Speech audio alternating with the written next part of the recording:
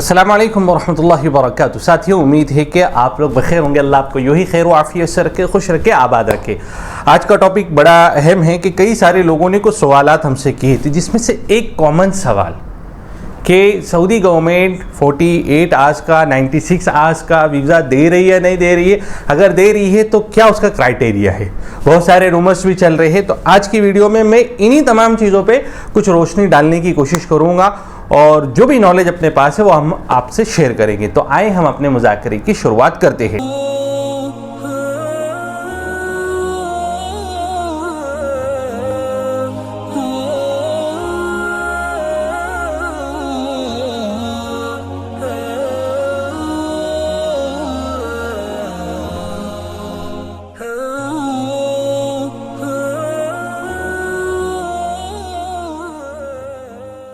साथियों, ये बात तो आपको पता है कि लोग राई का पहाड़ बनाने में देर नहीं करते। बहुत सारी चीज़ें आपने सुनी होंगी कि जो बहुत छोटी होती हैं बट उसको राई का पहाड़ बनाया जाता है और उसको फैलाया जाता है और उसका हवा किया जाता है। इसी को देखते हुए एक गाइडलाइन सऊदी गवर्नमेंट की तरफ से आई थी और सऊदी गवर्नमेंट ने 48 आवर्स के बारे में कुछ ट्रांजिट वीज़ा के बारे में कहा था, बट इसको गलत वे में लोगों ने लाया और गलत वे में लोगों ने पेश किया।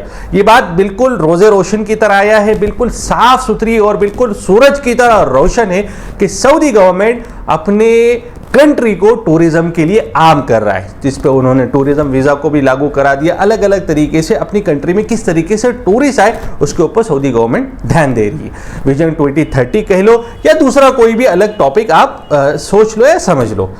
बट अभी फिलहाल एक चीज़ जो बहुत तेज़ी से गर्दिश कर रही है कि 48 आवर्स 96 आवर्स का वीज़ा सऊदी गवर्नमेंट दे रही है। इसमें दो क्राइटेरिया आपको समझना ज़रूरी है। देखिए, सऊदी के अक्सर मूवमेंट और अक्सर कदम आपने देखे होंगे कि वो दुबई के नक्शे कदम पर है, क्योंकि दुबई ऑलरेडी एक टूरिज्म हब है, एक टूरिज्म कंट्री है और एक ट्रांजिट कंट्री है कि जहाँ पर लोग वहाँ से होकर जाना पसंद करते हैं और वहाँ का मूवमेंट और वहाँ पर अगर वो ट्रांजिट कर कर जा रहे हैं तो उनके जेब में ज़्यादा फर्क नहीं पड़ता है बनिस्बत डायरेक्ट फ्लाइट के। अब आपको समझना ज़रूरी है, अगर आप ट्रैवलर है तो आप इसको अच्छे अंदाज में समझोगे।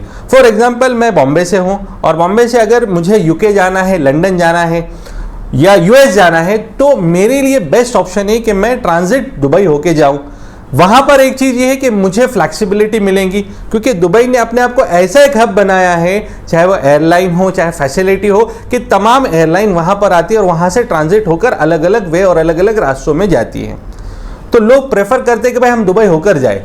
तो दुबई गवर्नमेंट ने एक चीज़ को लागू कर दिया कि भाई अगर आप दुबई आ रहे हो तो हम आपको 48 आवर्स का ट्रांजिट वीज़ा देंगे, आपको 96 आवर्स का ट्रांजिट वीज़ा देंगे। प्रॉपर आपको एक महीने का तो वीज़ा नहीं, आप 1 से 2 दिन में आप दुबई घूम सकते हो।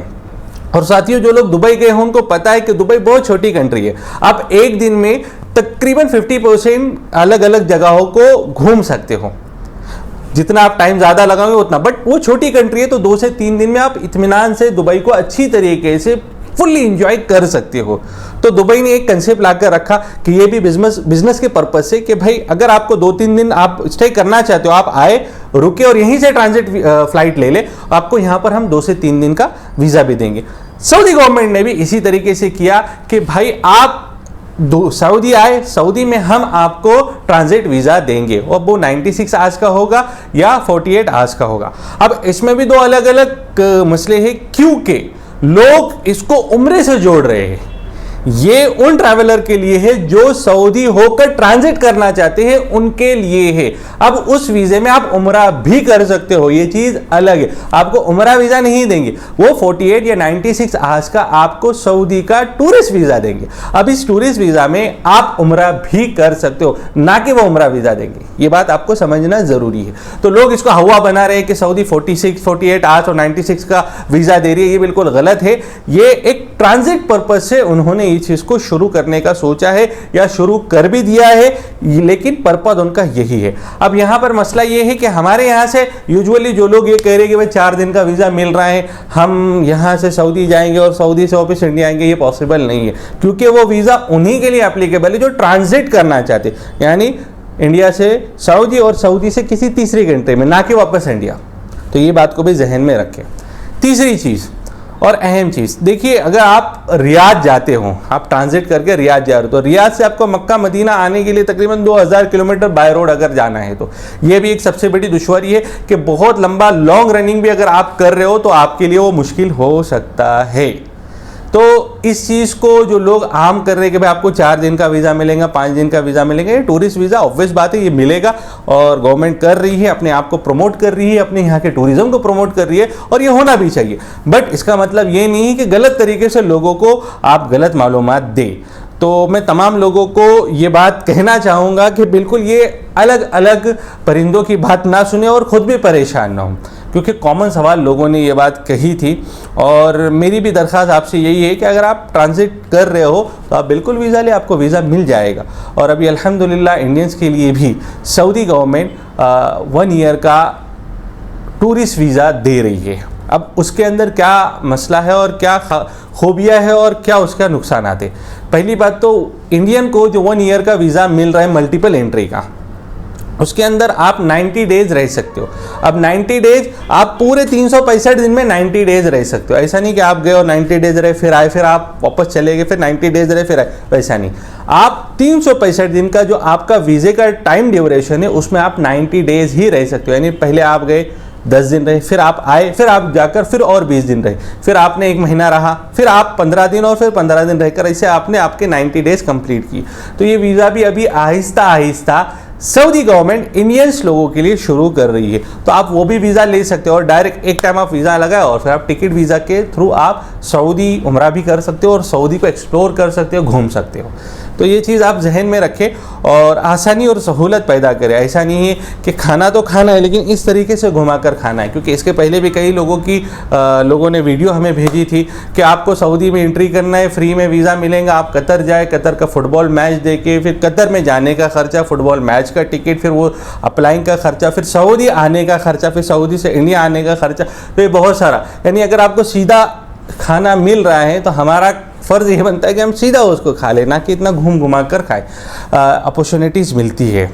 साथियों देखिए, हर एक के लिए सब चीज़ें पॉसिबल नहीं होती है।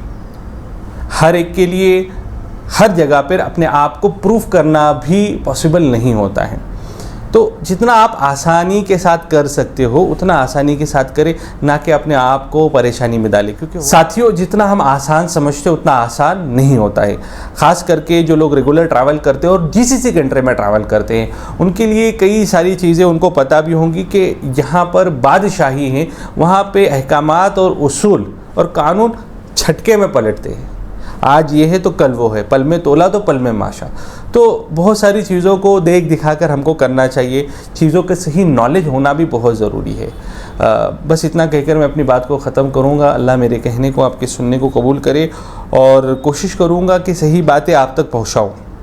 अस्सलामु अलैकुम वरहमतुल्लाहि वबरकातुहू। नाजरीन 1 मिनट रुकिए, कहीं आप वापस तो नहीं जा रहे। यकीन मानिए वीडियो बनाने में काफ़ी मेहनत दरकार होती है, तो आपसे सिर्फ इतनी ही रिक्वेस्ट है कि हमारी हौसला अफजाई के लिए चैनल को ज़रूर सब्सक्राइब कर दें, वीडियो को लाइक कर दिया करें और साथ ही साथ बेल वाले आइकन को ज़रूर प्रेस किया करें। शुक्रिया, खुदा हाफिज़।